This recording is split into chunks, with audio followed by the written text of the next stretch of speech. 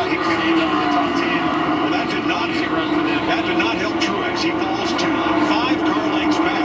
He had a little more trouble getting around Haley than Hamlin did. Yeah, 2 to go. Just caught Haley. Again, that timing thing that I was talking about. Caught him in a bad place getting into turn 3.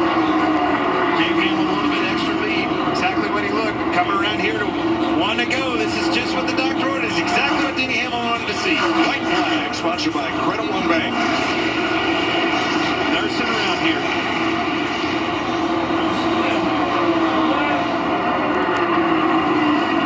Around the outside of Chase Briscoe. And by about 12 car lengths, Denny Hamlin is going to win Bristol. 2 in a row here. Winner here last fall. And he wins on the return. It's been great for the last 3 years. Thank you.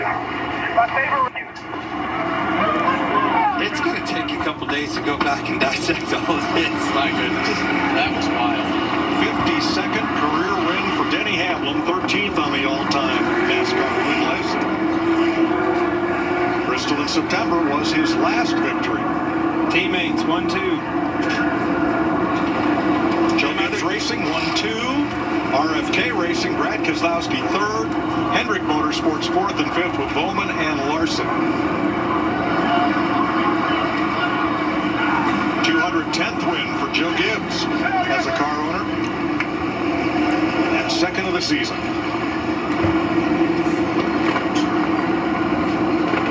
Denny Hamlin was up front all day. They did a great job of maintaining their pace, figuring out what their car needed, and just made it happen to the end. How about Larson getting back up to the top 5 after that pit road mishap? That was big. He ended up having to pit early. And John Hunter Nemechek, 6th. That's a whale of a job. Chris Buescher coming back for a top 10 from way back deep in the field. When was the last time we had a race finish with just 5 cars on the lead lap? I don't know, but I love the strategy of all the things that happened with the drivers and the teams having to manage the way that their cars were handling, how fast you went. There was way more to it than just hammer down, go as fast as you can go, and hope for the best. Age, wisdom, and experience. That's what prevailed today. Denny Hamlin, Martin Truex Jr., Brad Keselowski. And a really fast race car. Those Gibbs cars were fast today. Well, the other 2 ended up 9th and 10th. They're still learning a little bit. Fair point. 54 lead changes, an all-time NASCAR record on a short track.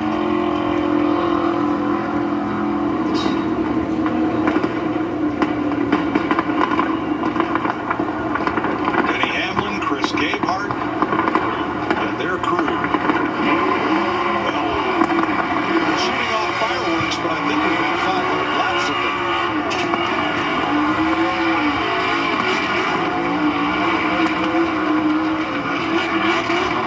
I guess there was a little rubber left on it.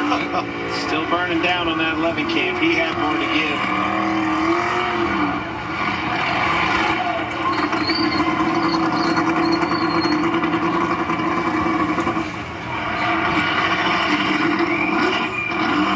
This is every driver's favorite racetrack. This is the one everybody wants to win at more than anything. Such a neat experience, such a cool racetrack. That tire's down. It's flat. It's had enough.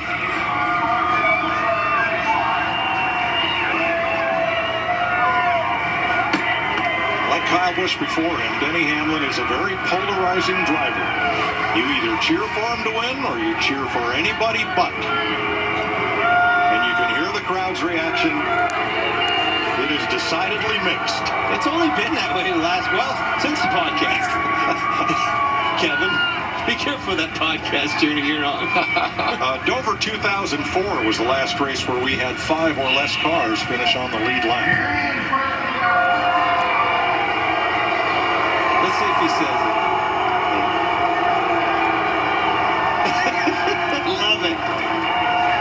Got the job done. Number 1, baby. Regan Smith. Well, one of the wildest Bristol races we have ever seen, Danny. You find a way to get the job done, get your 2nd in a row here at Bristol. How did you manage those tires all day long and still have enough left at the end to hold off your teammate?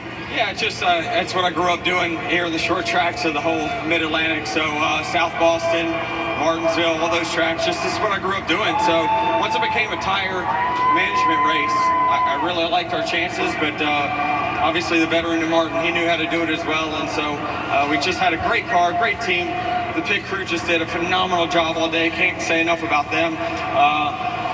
First time with Oil Change Express on the car. Appreciate all the Mavis folks as well. So Sport Clips, FedEx, Jordan Brand, Coca-Cola, the whole group. Just, man, it feels so good to win in Bristol. Denny Hamlin wins a wild one in Bristol.